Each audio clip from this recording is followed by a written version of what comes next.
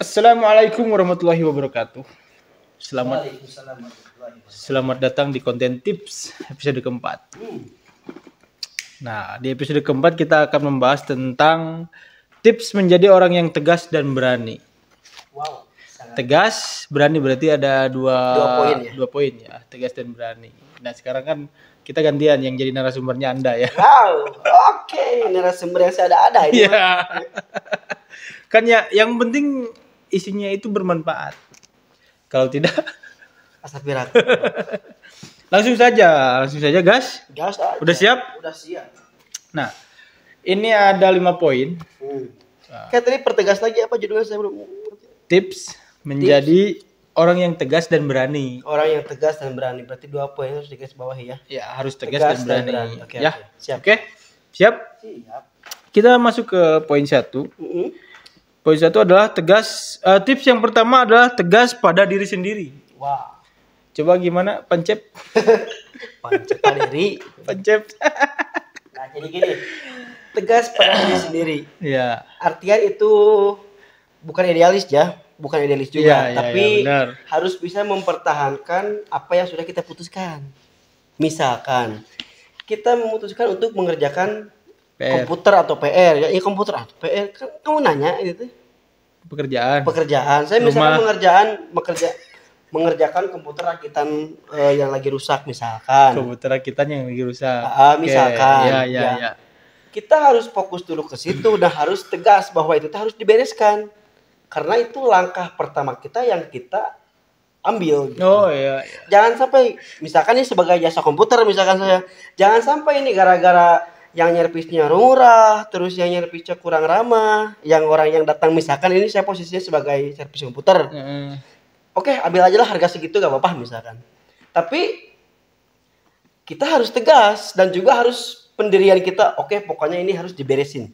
Jangan sampai tidak beres. Nah, jadi itu harus tegas dengan keputusan yang apa kita putuskan. Iya. Jangan sampai, aduh ternyata susah juga ya ini. Kembaliin aja lah ke yang punya. Nah, itu udah melanggar itu sebetulnya. Udah melanggar prinsip dia sendiri. Udah menginjak-injak kepercayaan orang lain itu, Pak Eko.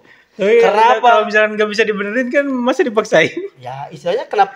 Makanya tadi saya sebutin, kalau misalkan langkah awalnya kita udah yakin, barulah ambil tuh si keputusan itu. Seandainya kita gak yakin, makanya jangan diambil. Jadi harus yakin dulu. Harus yakin dulu. Baru bisa. Kita ambil keputusan Baru itu. bisa tegas mengambil Baru bisa keputusan. tegas. Jangan sampai kita udah tegas mengambil keputusan, di tengah perjalanan kita membatalkan ketegasan tersebut Di karena ada awalnya kendala. tidak yakin. Tidak yakin. Maka jadi poin utamanya di sini yakin dulu aja bahwa keputusan itu akan saya kerjakan dengan selesai. Oh, iya. Jangan sampai terbengkalai dan apalagi mengecewakan orang lain. Wah, saya udah dipercaya nih sama perusahaan tersebut misalkan gara-gara bisa mengerjakan ini. Tiba-tiba mengecewakan. Nah, itu kayaknya kurang bagus, Pak Iko. Karena apa? Di situ ketegasan kita kurang. Oh iya. Dan tidak bertanggung jawab dengan apa yang kita putuskan. Oke, ada tambahan? Enggak ada. Wah, sangat lucu sekali. Untung sambil ngerokok, jadi inspirasinya banyak ini tuh. Mantap ya. Lanjut. Kita masuk ke tips nomor 2. Tadi kan tips yang pertama itu tegas pada diri sendiri. Tips yang kedua adalah miliki mental pemberani, optimis dan keyakinan. Nah gini. Coba. Gimana? Masih contoh yang tadi aja ya. Kita memposisikan sebagai perusahaan servis komputer aja. Ini karena udah dibangun dari poin pertamanya emang di situ. Nah, terus kita itu harus bisa optimis dan juga pemberani. Kalau misalkan kita mau mengambil keputusan, jangan sampai setengah-setengah. Kalau misalkan enggak, ya udah enggak. Tapi kalau misalkan Kita mana tadi? Maaf. Jadi poin inti di sini kita harus berani dan juga Optimis dan dan yakin. Iya. Jadi kita Tepuk tangan kecil. ketika memutuskan sesuatu Iya. ya, optimis dulu aja. Pasti banyak jalan. Optimis pasti ada jalan. Misalkan karena tadi pokoknya saya optimis aja, ambillah orderan ini. Kita rakit aja nih komputer sampai beres. Tapi di tengah perjalanan meskipun ada kendala, ya kita cari jalan baru aja. Misalkan cari teman atau relasi-relasi kita buat coba ini bantuin. Karena saya optimis pasti ini beres meskipun saya kekurangan, tapi istilahnya ada pembantu juga. Itu optimis ya. Berani ya kita harus berani lah, karena kalau Berani kita, gimana berani? ya berani mengambil keputusan yang tadi. Kalau kita gak berani, mana bisa kita jadi berani dan juga jadi apa poinnya? Yakin. Harus berani aja, ambil aja gitu. Kalau misalkan kita mau apa sih tipsnya ternyata menjadi apa? Orang yang tegas dan berani. Iya. Kenapa? Kalau orang tegas dan berani itu kita istilahnya harus mengambil tantangan dan juga resiko. Nah, jadi pertimbangkanlah risikonya, karena kita berani ya udah ambil aja. Apapun alasannya, apapun kendalanya, kita harus mencari supaya itu kerjaan beres dan tidak mengecewakan orang lain. Disitulah terbentuk kata berani kita dan juga tegas lah. Oke, kita ambil aja, karena kemarin juga saya udah bisa misalkan. Kita yakin aja orang lain, karena supaya melatih mental kita supaya tegas itu dan berani. Kalau gak diambil ya berarti kita mentalnya nggak tegas dan berani. Berarti mentalnya apa tadi teh? Melempem lah ya, kalau bahasa Sunda. Tidak tegas dan berani. Oke, jadi poin dari ini, ketika kita ingin mengambil keputusan, berarti kita harus tegas ya dan berani. Ambil. Ketika diambil, oke, kita harus berani mengambil risiko tadi. Jangan sampai kita udah tegas, oke, ambil nih orderan ini, tapi gak berani mencoba hal baru, gak berani mencari relasi lagi supaya ini beres, itu gak bisa kayak gitu Pak Eko. Jadi itu tidak tegas dan berani. Oke, semoga paham lah ya. Intinya harus tegas dan berani. Oke, lanjut yang ketiga. Ini tips yang ketiga untuk menjadi orang yang tegas dan berani itu harus belajar berkomunikasi dengan baik. Wah, ini mah sangat penting sekali Pak Eko. Jadi harus komunikatif dalam bahasa manajemen itu. Coba hubungannya komunikasi dengan hasil tegas dan berani. Oke, gini Pak Eko. Oke. Ketika seorang pemimpin dalam suatu organisasi atau perusahaan jasa komputer, ini mah perusahaan umum lah. Contohnya itu katanya harus di awal tadi konsisten, tegas dan berani. Oke, jadi gini, siap.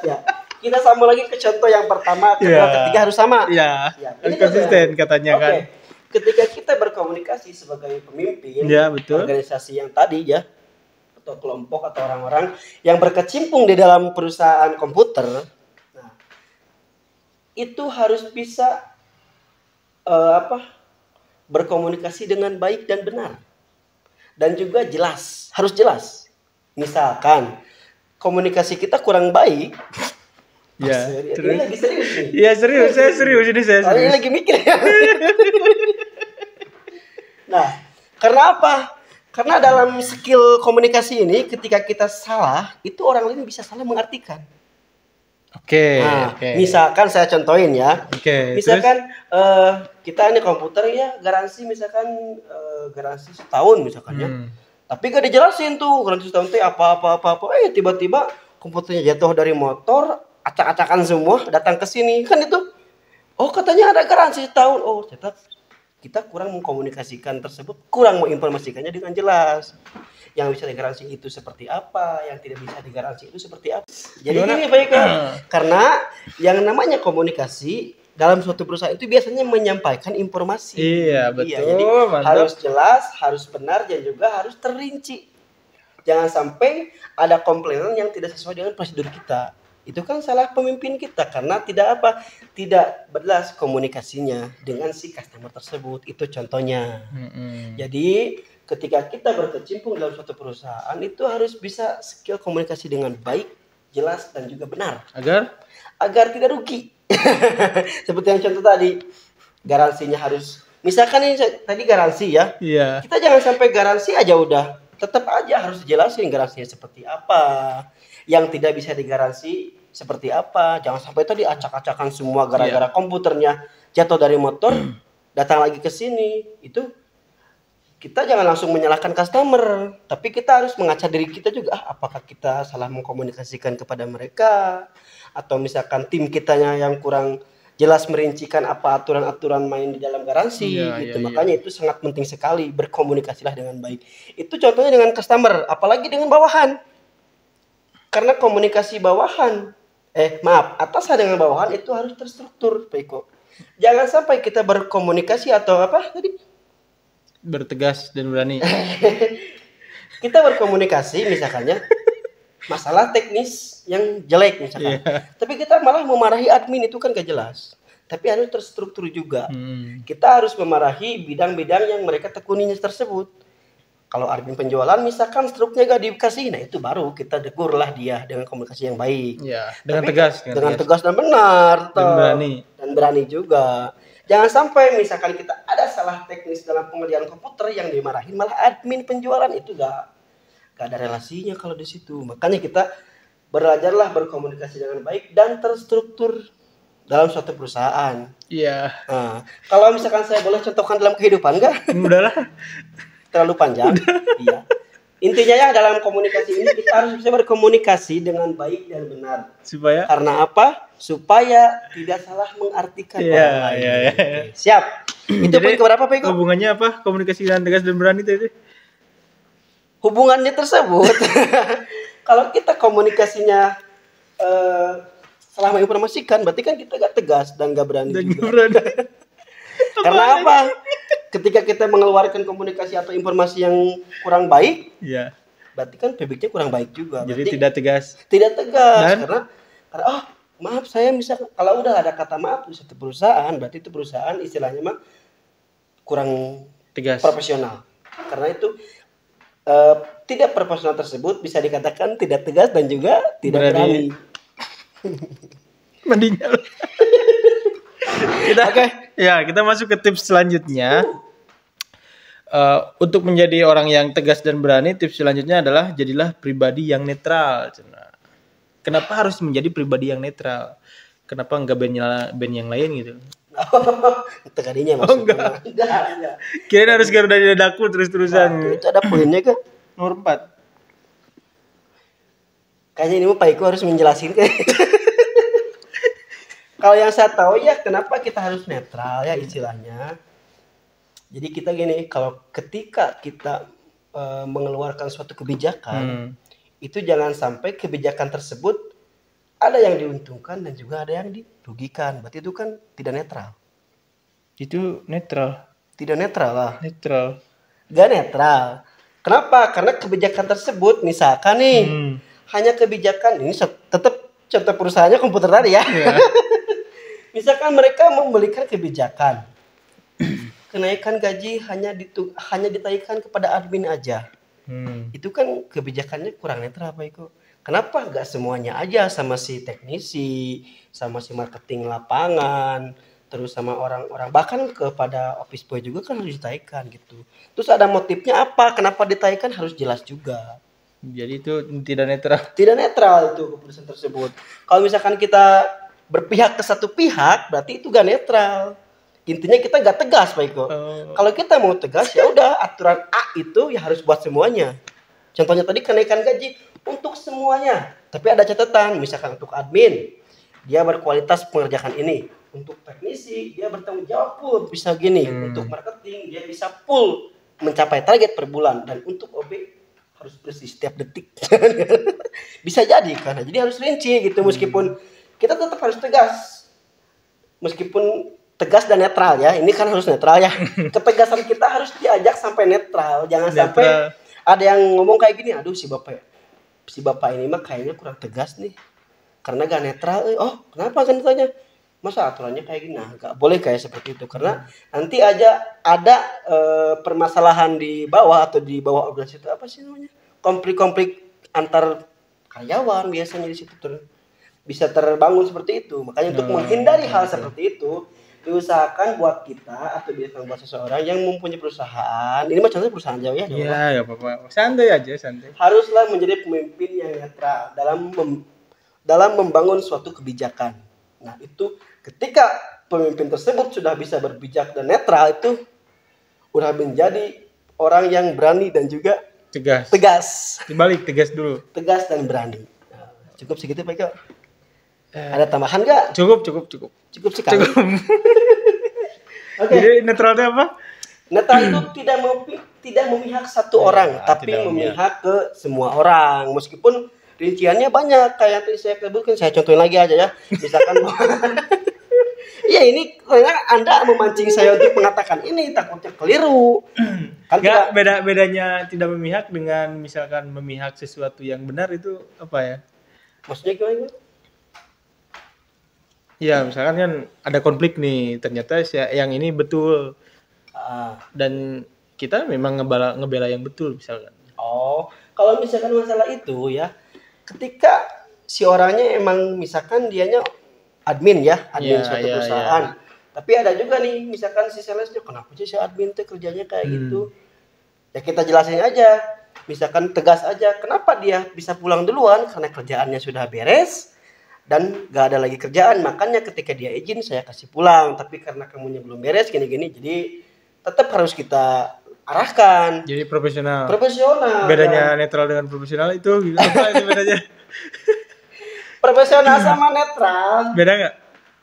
Kayaknya bukan ada perbedaan tapi ada kesamaan sih. Kalau perbedaan saya kurang tahu. Kalau ada sih. kesamaan bisa ada perbedaan. Oh gitu. Ya, coba Ya kalau misalkan persamaan netral sama profesional, kalau netral tersebut intinya tidak memihak satu pihak aja, tapi kebijakan tersebut menyangkut semua pihak. Kalau netral.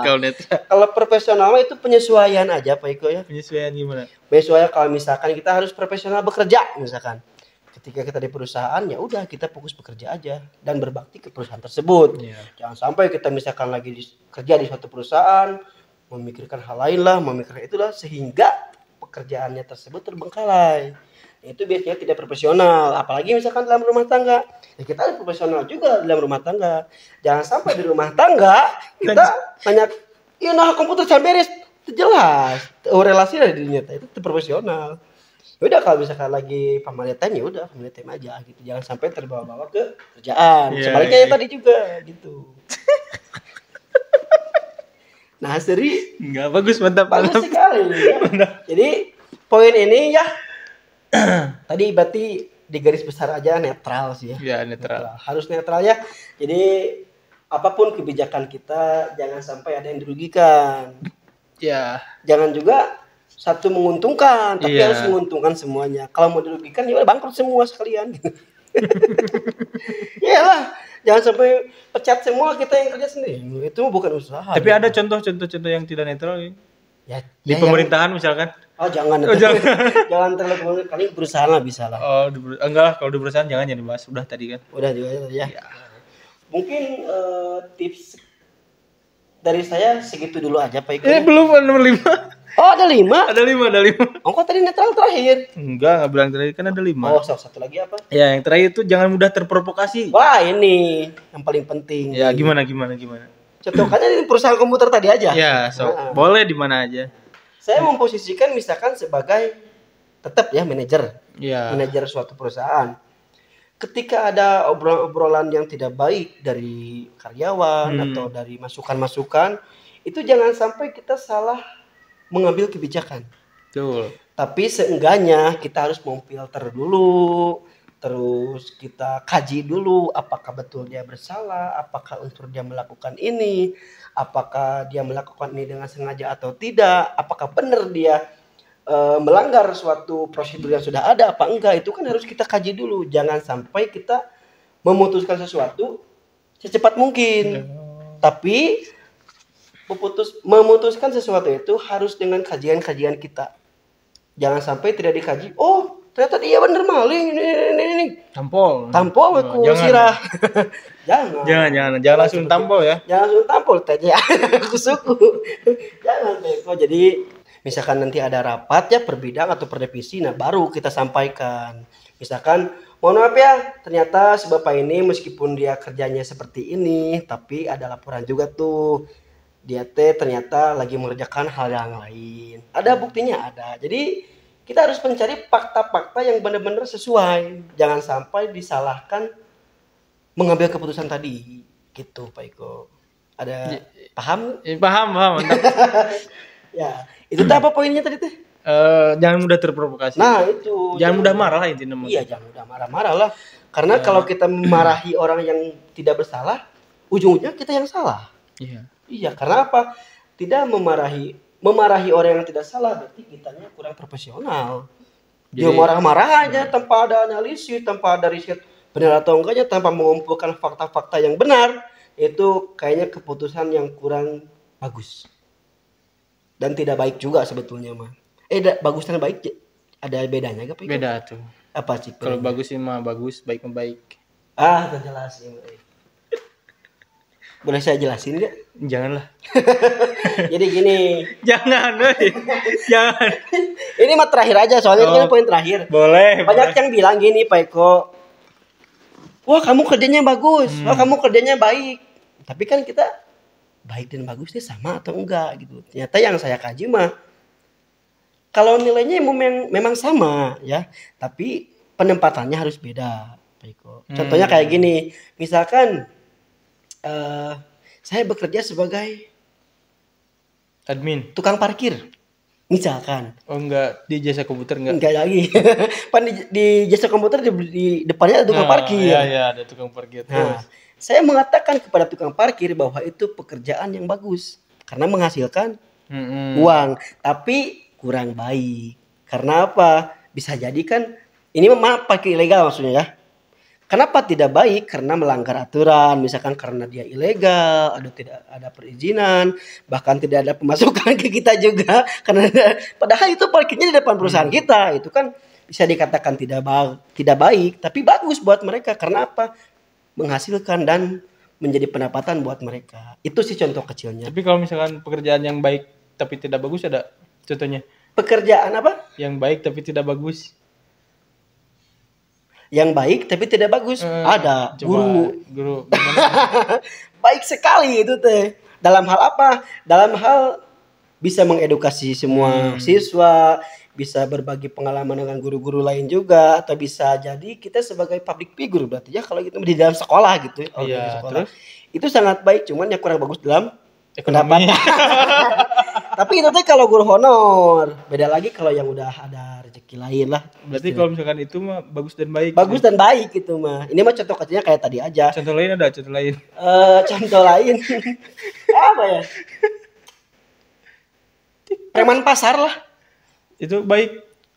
Bagus buat mereka mah karena ada Enggak, pendapat. yang baik tapi tidak bagus. Oh, yang baik tapi tidak bagus. Banyak Pak Iko. Iya apa? Oke, Iya. ini aja ini. Kalau yang baik Baik tapi tidak bagus. tapi tidak kan kalau bagus. bagus tapi tidak baik mah tadi gampang lah banyak. Gitu. Ah, Baik tapi tidak bagus apa? Orang mikir udah dulu lah pokoknya mas Tuhnya. kan tadi udah satu guru tukang parkir dan guru itu kan Tapi udah kan dua kalau contoh. itu bisa dipatahkan kalau misalkan ada posisi yang berbeda. Coba ada gak satu pekerjaan yang memang udah mutlak pekerjaan itu baik tapi tidak bagus gitu.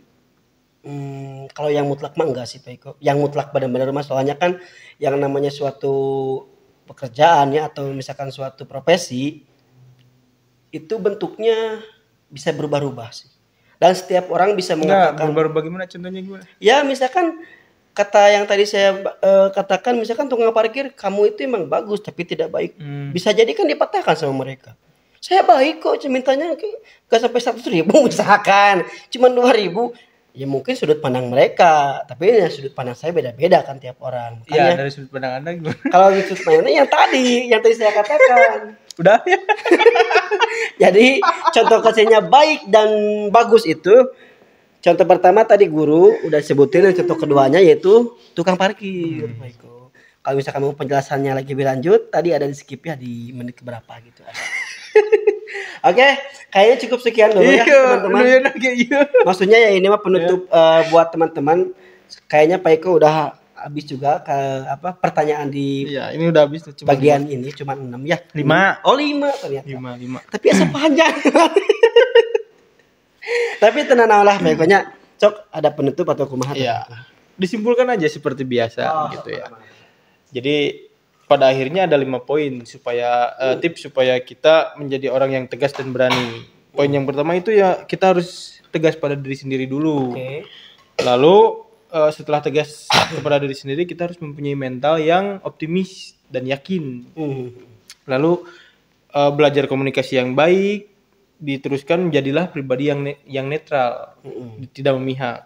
Dan yang terakhir itu jangan mudah terprovokasi. Provokasi, oke. Ya, sampai sana dulu. Semoga apa yang dijelaskan dari awal sampai akhir itu bermanfaat untuk hidup. Amin. Minimal kalau misalkan tidak bermanfaat bagi penonton, bermanfaat bagi kita aja, nggak apa-apa. Kalau misalkan masalah manfaat mah itu kembali lagi ke mereka, atau mau diaplikasikan atau enggak. Ya. Karena kita mah tujuannya juga hanya menyampaikan. Syukur-syukur ada yang menerima, kalau gak menerima ya nggak apa-apa, terima aja. Cuma insya Allah manfaat buat kita, buat kita ya. Tapi buat orang lain juga semoga bermanfaat juga. Semoga karena apa? Ketika kita berkonten itu banyak edukasi. Amin. Bagi yang belum tahu. Dan juga nggak terjadi edukasi bagi yang tidak mau tahu. Ya. Oke, ditutup aja ya. Terima kasih, saya dan Chef Dery akan mengucapkan akhirul kalam. Wassalamualaikum warahmatullahi wabarakatuh.